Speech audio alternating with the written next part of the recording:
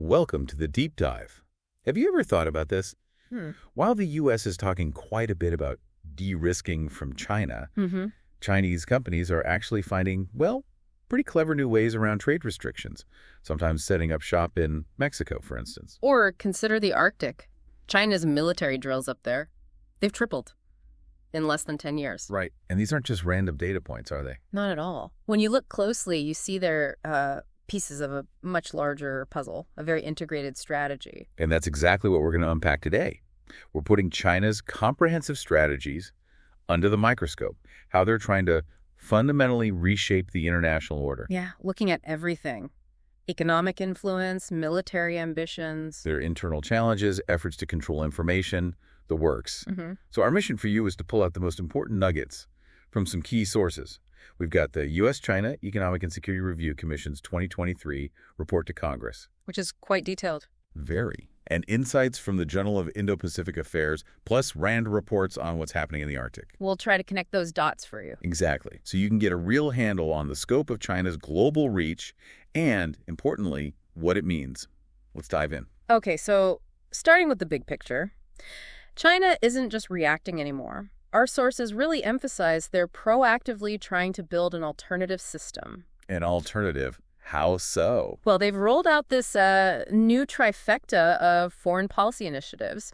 You've got the Global Security Initiative, the Global Development Initiative, and the Global Civilization Initiative. A trifecta. Sounds ambitious. It is. Think of it like China trying to set up its own version of global governance structures, offering a different playbook, essentially saying, our way can be the new world order. And it's not just talk, is it?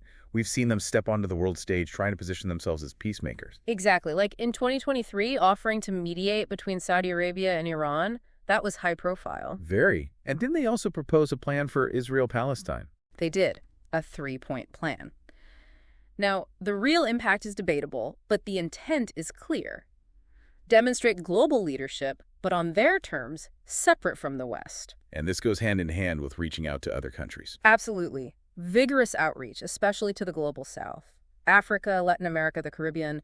China sees them as, potential key allies in shifting that global balance, building a coalition aligned with its vision. Okay, let's shift gears to the Indo-Pacific. Still a major flashpoint. China's approach there, it seems pretty confrontational. Undeniably, look at the South China Sea. Aggressive actions towards other claimants, towards military forces just passing through. And the island building hasn't stopped. Far from it. They're still building on places like Eldad Reef, Long Kiem Cay, improving equipment. The sources even mention supermarkets opening on 3 of the biggest man-made islands for the military personnel there. Supermarkets. That speaks volumes about permanence, doesn't it? It really does. And crucially, they just flat out refuse to recognize the 2016 UNCLS ruling. Right, the one that said their claims had no legal basis. Exactly. And this fits into a broader pattern, trying to drive wedges between the U.S., Japan, South Korea, ongoing tensions with India. Growing suspicion about their influence in the Pacific Islands, it's a full court press. This isn't just regional, though. It's shaping global military dynamics, too. China's expanding its military footprint way beyond its borders. We've seen clear examples. New base construction reportedly in Cambodia. And remember that mission to evacuate people from Sudan, that was widely publicized, showcasing their expeditionary capabilities. And closer to the U.S., there were those reports about Cuba. Yeah, negotiations for a joint military facility. That's deeply concerning. If that goes ahead, it significantly boosts their military presence and intelligence gathering right on the U.S. doorstep. And then there's the cyber front. Oh, absolutely. Yeah. Aggressive cyber espionage, targeting the U.S. government, foreign governments, private companies. They're like the Microsoft email hack. That breaches targeting Commerce Secretary Raimondo, the Kenyan government. These aren't random hacks. They're strategic intelligence gathering operations, big time. What really stands out, too, is the relationship with Russia. How critical is that partnership? According to the sources, China sees Russia as its most vital military partner. It's about signaling strategic unity against the U.S., undermining U.S. partnerships. And it's provided a lifeline for Russia's war in Ukraine, hasn't it? Despite Western pressure. A significant lifeline, yes. And their military cooperation keeps growing. Joint exercises bilaterally and with others like Iran, SEO members. What's the goal of those exercises? The PLA uses them specifically to practice complex, combat-oriented logistics, skills needed for power projection far from home. Think about the Komodo naval exercise in June 2023. That was a key example. Honing those expeditionary skills. Beyond boots on the ground or ships at sea, there's a huge tech race happening in defense. AI, for instance. Right. The PLA views AI as, quote, an inevitability in warfare. They're pouring resources into areas like computer vision, autonomous underwater vehicles, AUVs. AUVs, why are they so important? They're seen as potentially paradigm shifting. They could completely change naval warfare. And there's that worrying development with LiDAR. Yes. Accelerated Chinese research into satellite-mounted LiDAR, the potential. Locating submarines down to 500 meters. 500 meters. That could neutralize a major U.S. advantage, couldn't it? Especially given the U.S. submarine fleet issues. Precisely. The U.S. is retiring older subs faster than replacing them. And then you have hypersonics. U.S. defense officials openly admit China is leading in that field right now. Wow. Okay, let's pivot to the Arctic. You mentioned it earlier. It's becoming a new geopolitical hotspot. Definitely.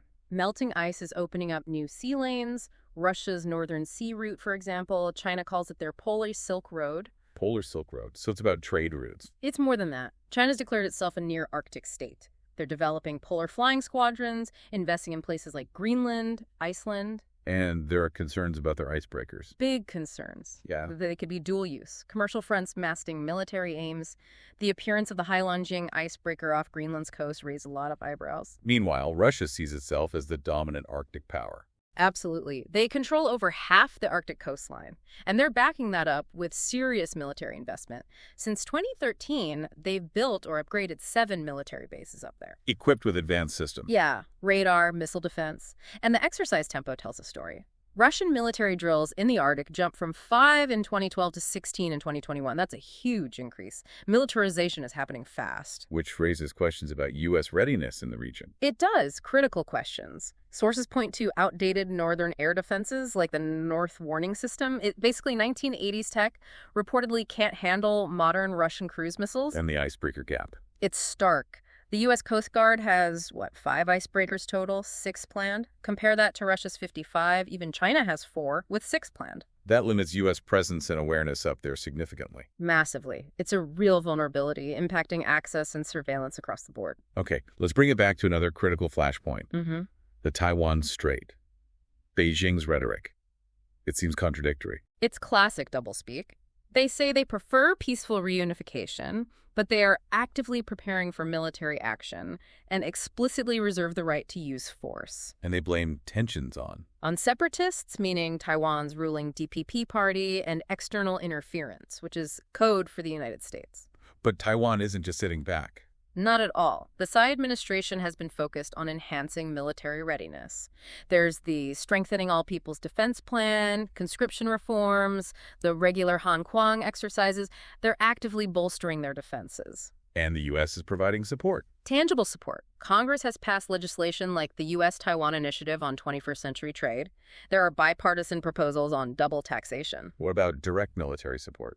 The FY 2024 defense budget, the NDAA, directs comprehensive training and capacity building for Taiwan's military, focuses on interoperability, joint exercises. It's concrete stuff. There was also that exercise by the House Select Committee. Right. The tabletop exercise in April 2023. It really hammered home the need for more munitions stockpiled in the Pacific. And maybe more importantly, it highlighted just how devastating a Taiwan conflict would be for the global economy, not just regional, global. Okay, let's shift focus now to China's economy, its internal situation. Some potential cracks in the foundation, perhaps. It's complex. On one hand, despite U.S. de-risking talk and export controls on things like advanced chips, the trade relationship is still huge. Deeply interconnected, yes. But Beijing is also tightening control over corporate information. That makes it much harder for U.S. firms to figure out the risks of operating there. And what about supply chains? Companies are trying to move out, right? Many are trying, yes. But Chinese firms are adapting. They're setting up facilities overseas, other parts of Asia, Mexico is a big one, or using third countries for transshipment to get around restrictions. They're quite nimble. We also saw them flex their muscles with critical minerals. Gallium, germanium. That was a clear signal, a warning shot, really, showing they're willing to restrict access to minerals the U.S. needs, especially rare earths. Where China dominates production. They're the top producer for 30 out of 50 minerals the U.S. deems critical. Huge leverage. Remember 2010? They reportedly cut off rare earth exports to Japan during a dispute. It's a known tactic. And domestically, there are significant headwinds, particularly debt. Huge headwinds. Globally, countries that borrowed heavily from China, often for Belt and Road projects, are facing serious debt distress. And China often isn't providing enough relief, sometimes letting others pick up the tab. And inside China itself. The overall debt-to-GDP ratio, it's more than doubled since 2008. Projected to hit 300% in 2023. That's enormous. Driven partly by the property crisis. That's a massive factor. About 70% of household wealth is tied up in real estate. Prices are falling, confidence is shaky, and local governments who relied on selling land for revenue are in really bad shape financially. And it's hard to know the true scale. Very hard. A lot of the debt is shuffled between state-owned entities, making it opaque. Like 80% of local government bonds. Bought by state-owned banks. It masks the real risk. Plus that alarming youth unemployment figure. Yeah, over 21% in June 2023, and then they just stopped reporting it, which tells its own story. So, with these pressures, what's happening with economic coercion, using trade as a weapon? Interestingly, the sources suggest overt coercion might be declining somewhat. Why is that? Partly because other countries are coordinating against it, the G7 platform, the EU's instrument, also maybe a desire to improve China's image. Overt bullying isn't always effective. But it hasn't stopped completely. No. A key exception is Taiwan. China continued trade restrictions against Taiwan leading up to its 2024 elections, launched a trade barrier probe targeting thousands of Taiwanese exports. And sometimes coercion backfires. Absolutely. The informal ban on Australian coal, for example, it ended up causing energy problems for China itself, so it's a tool with limitations. Let's talk about the legal system. You hear rule by law versus rule of law. What's the difference in China's context? It's a critical distinction. Rule of law, like in democracies, means everyone, including the government, is subject to the law. China's rule by law means the party uses the legal system as a tool to strengthen its control. The law serves the party, not the other way around. And they use legal systems outside China, too. Yes, they exploit the openness of systems like the U.S. legal system, filing what sources call meritless lawsuits against critics, dissidents, researchers. It imposes huge legal costs, aiming to silence them. And those overseas police stations. That's another aspect. The FBI arrested people in New York in April 2023 for running an undeclared one. It shows how they extend their reach, legally and sometimes extra-legally, to monitor and potentially intimidate critics abroad. How does this play out in business, say, with intellectual property? Chinese courts actively support state industrial goals. They use things called anti-suit injunctions in IP cases. Anti-suit injunctions. Basically, a Chinese court tells a foreign company it cannot sue a Chinese company in a foreign court over patent infringement.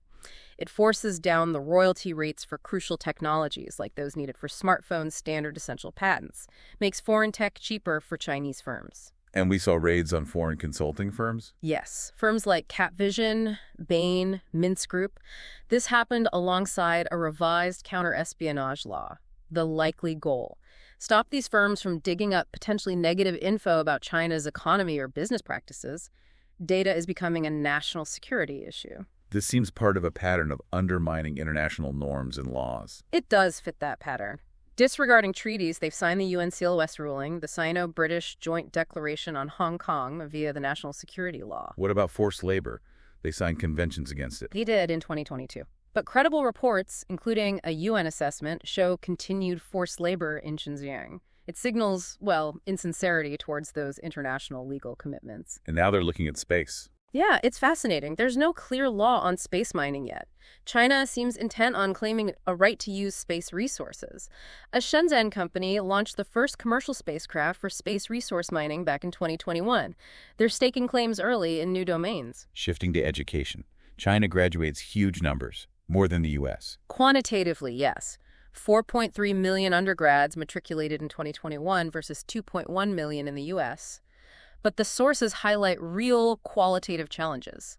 Weak curricula, poor instruction in many places. Lots of graduates aren't well trained for the jobs needed. So quantity over quality, broadly speaking. There's a tension there. The party wants ideological control, but the economy needs innovation and critical thinking. The sources say creative thinking skills are seen by the party as a threat to ideological rigor. But some universities are world-class. A small number, yes. And they are driving innovation, especially in dual-use tech like AI and chips. directly supporting industrial policy. It's a targeted approach. And they try to recruit talent from overseas. They have a whole talent recruitment ecosystem, scholarships, incentives, organizations tied to the party's United Front system.